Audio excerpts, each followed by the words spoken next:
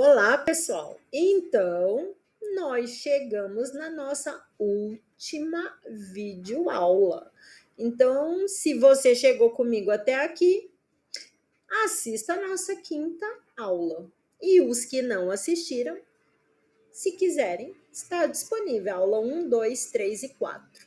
É só buscar no canal. Então, nesta última videoaula, nós vamos falar sobre inovação e produção acadêmica. Vamos conversar um pouquinho mais. Reforço para vocês, né, o convite para que assistam as outras videoaulas e para que vocês deixem comentários se tiverem dúvidas ou opiniões, quiserem enriquecer o nosso debate.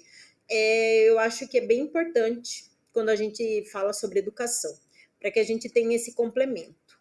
Então, para essa aula, vamos ver qual que é o livro que nós vamos trabalhar.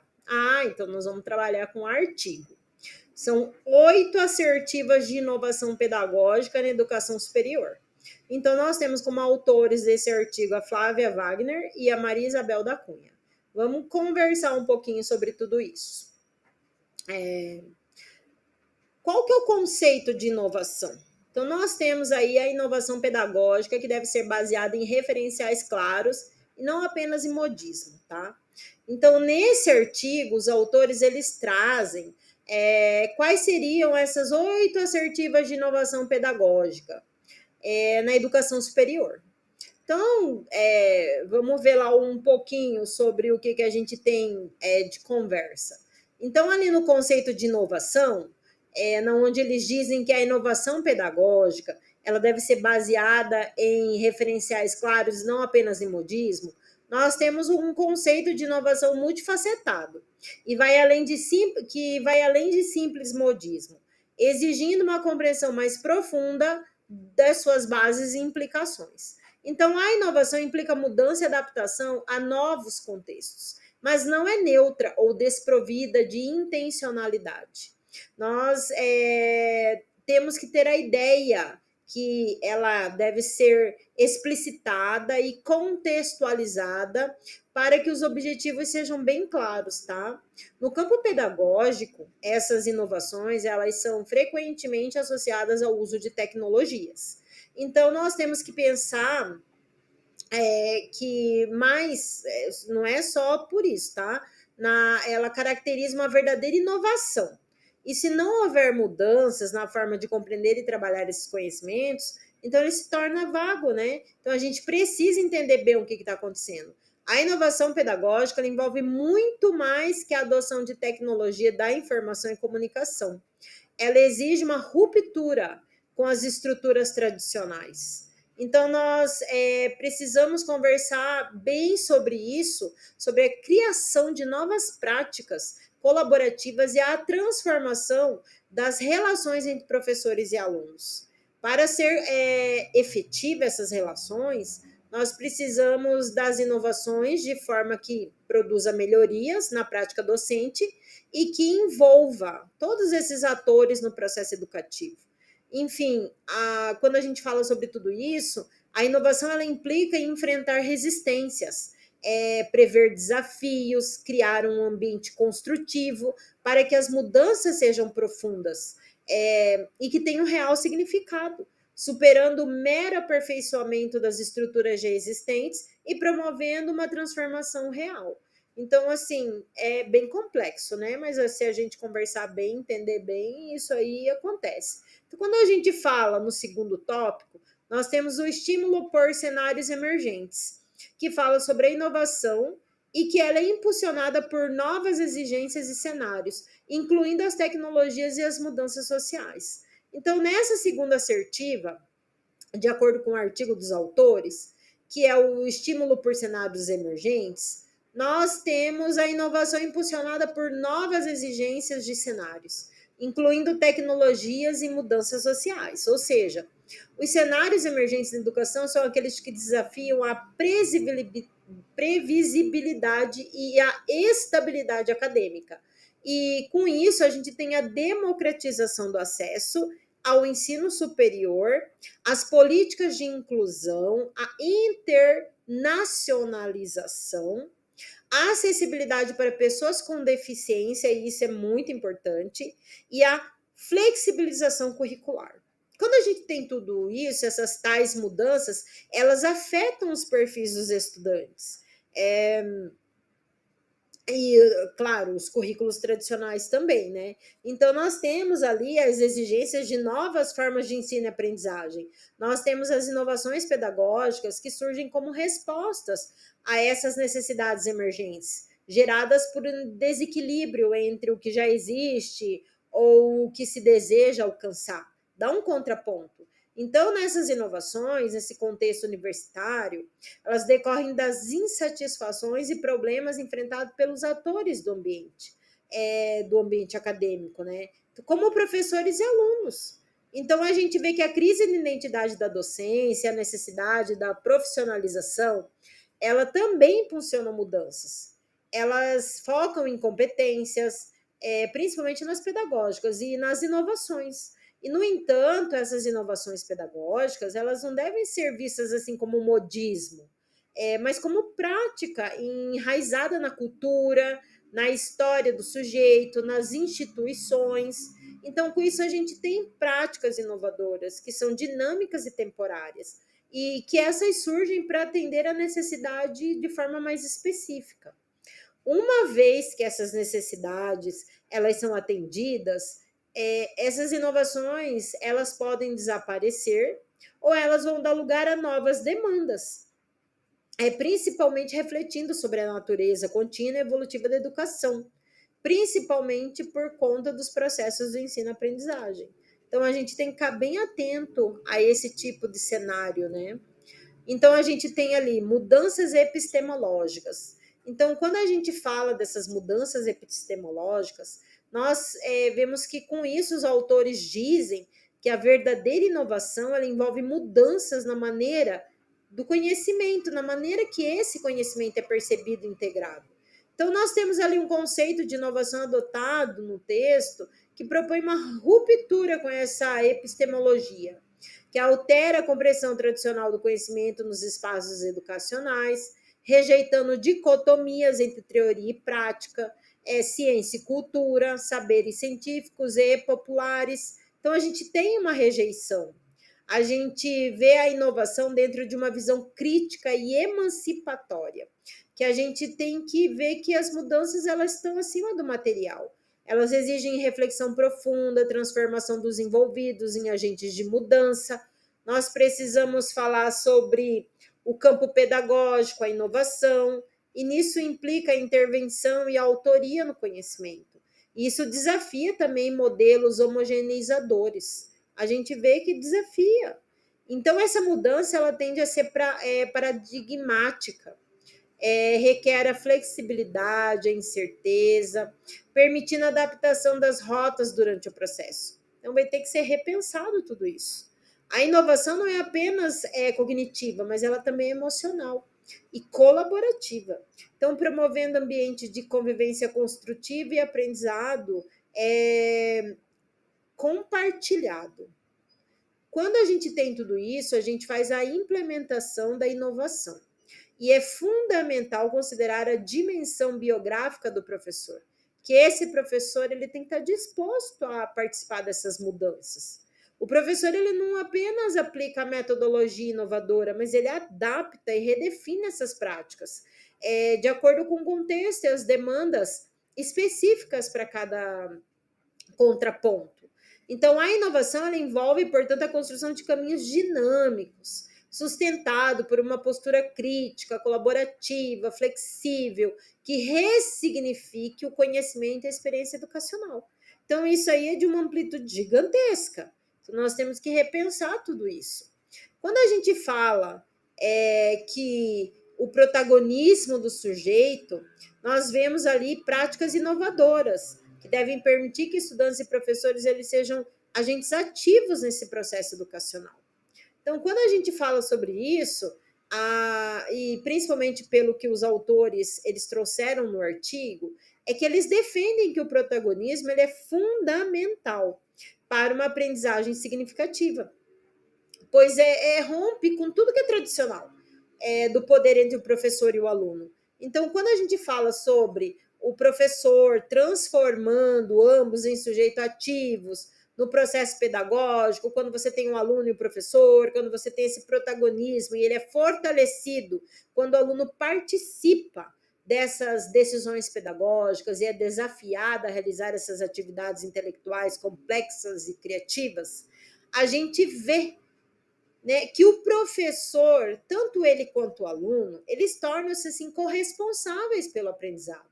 O que promove a inovação ao quebrar estruturas lineares de poder. Quer dizer, não fica na mão de um só. Isso é como se fosse um bate-bola, é compartilhado. Um joga para o outro, um ajuda o outro, um ensina o outro, um aprende com o outro.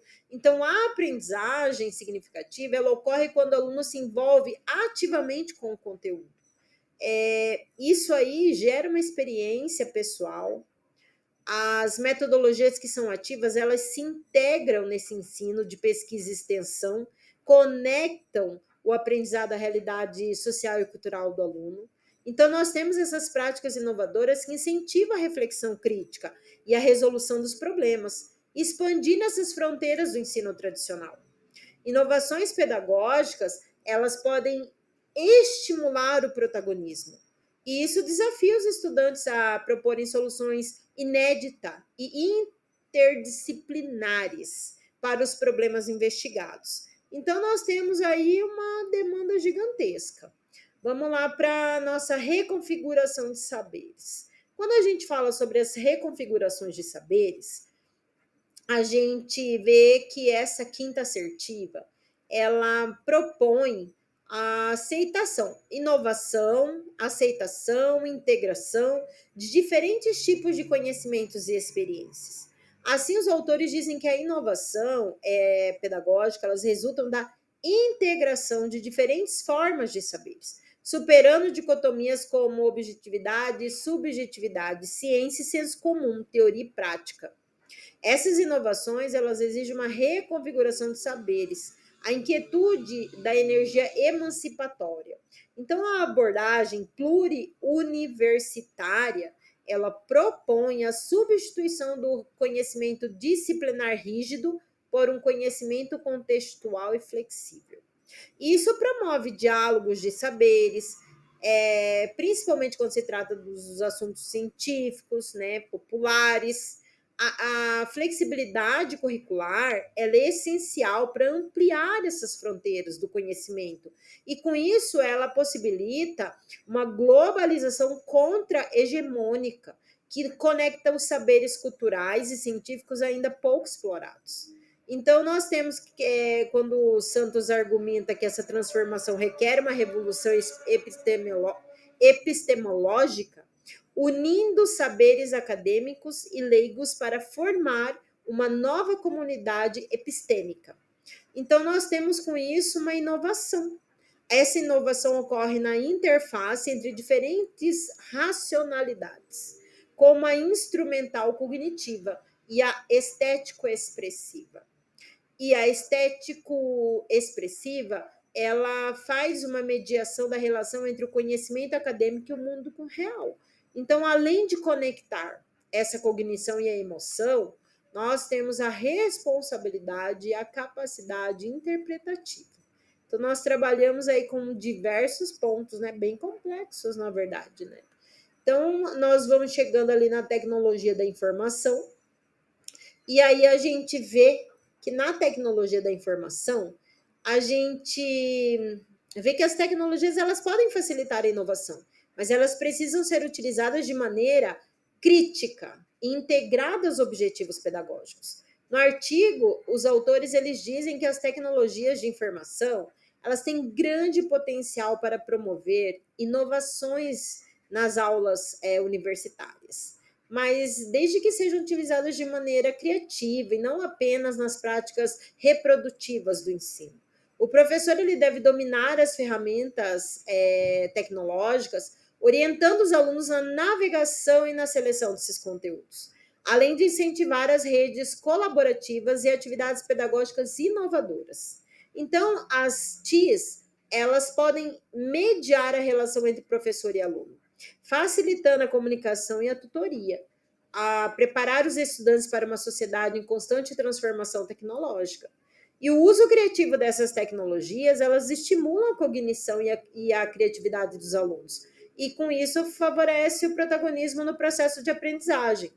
E além dessas tecnologias, elas trazem as inovações nas práticas avaliativas, permitindo a organização de portfólios e o uso de fóruns, vídeos e webconferências. Então, elas também ajudam a inverter aquilo que é tradicional, a relação teoria-prática, e com isso facilita a simulação e o desenvolvimento do pensamento.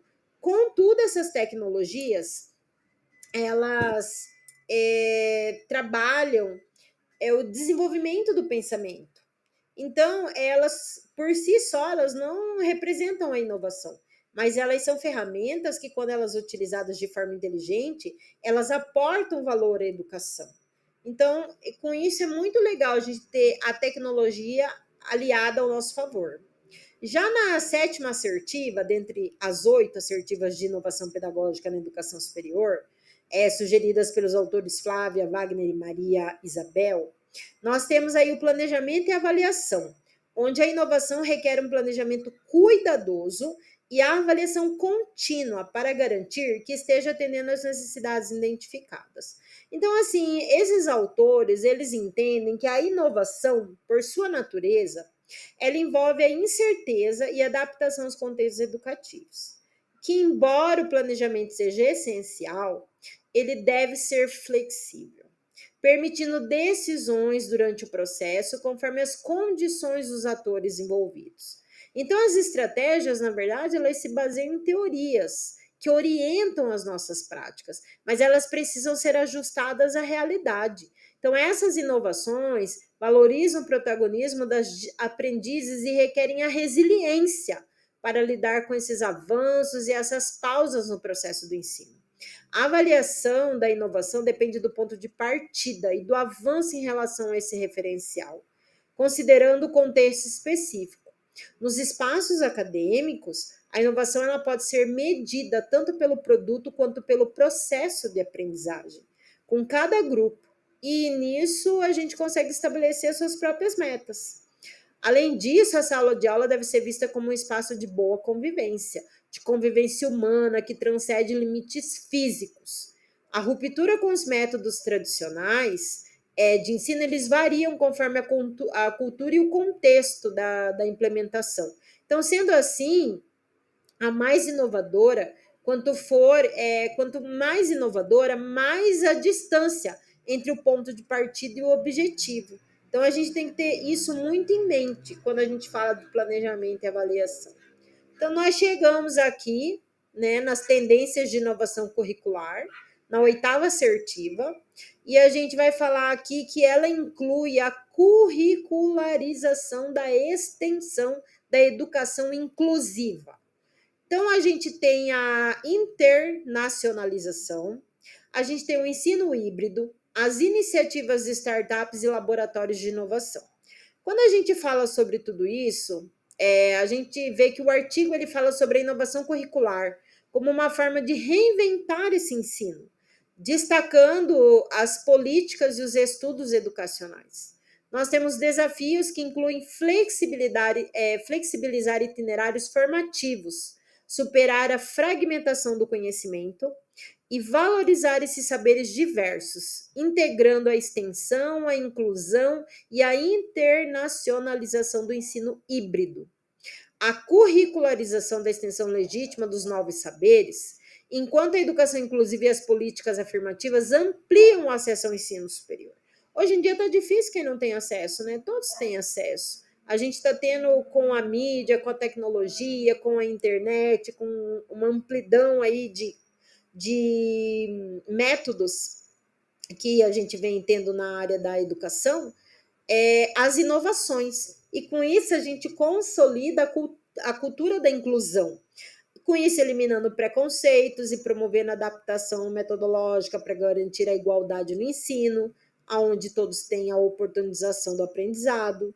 Então, a gente tem a internacionalização, por sua vez, que promove e coopera entre as instituições de ensinos, as trocas culturais, o uso do conhecimento global para resolver problemas locais. Então a gente tem assim uma gama de experiências e principalmente hoje em dia nós temos formas de intercâmbios, né?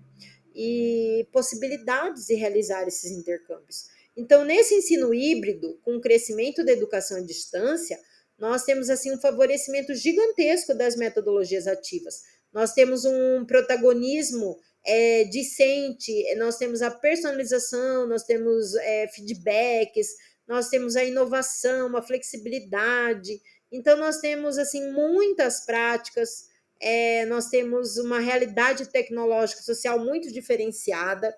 Então, a gente tem iniciativas de startups e laboratórios de inovação que incentivam esse empreendedorismo e fortalece essa conexão para o sistema acadêmico, para o sistema produtivo. Então, assim, a gente vê que realmente são muitas as nuances, né, que a gente tem na educação, no conhecimento. Então, a gente vai falar um pouquinho sobre esses indicadores, porque a gente tem assim muitos mecanismos para transformar essas propostas curriculares e melhorar essas práticas de ensino-aprendizagem, além de estimular essas mudanças de pensamento e atitude dos envolvidos. Então, assim, a gente precisa conscientizar. Nós precisamos entender quais são esses pontos. E assim a gente chega na nossa última videoaula. Foi um prazer imenso estar com vocês ao longo dessas 5 aulas, onde nós exploramos as diversas perspectivas sobre educação, a importância da reflexão crítica e o uso das tecnologias como elementos que podem promover as transformações profundas no ensino superior. Nós temos, é claro, a necessidade da formação continuada, do docente, principalmente quando nós falamos em professores que atuam no ensino superior. Então, eu lembro a todos vocês que a gente precisa estudar, a gente não pode parar, a gente precisa crescer. E que as outras aulas estão disponíveis aqui no meu canal, eu recomendo que vocês confiram. E todo esse material foi pensado com cuidado para contribuir assim nas reflexões sobre a educação. E eu gostaria que vocês, se pudessem, deixarem um comentário, interagirem, deixando sugestões. Eu acho que o debate é fundamental quando a gente trabalha na educação, para que assim a gente enriqueça esse processo. Todos têm a sua opinião, eu agradeço pela companhia, eu espero que o conteúdo tenha sido útil e inspirador, para que a gente repense as práticas pedagógicas e as formas de inovar no ensino. Que todos continuem acompanhando e todos continuem fazendo as suas próprias reflexões sobre a educação. Muito obrigada. Até breve.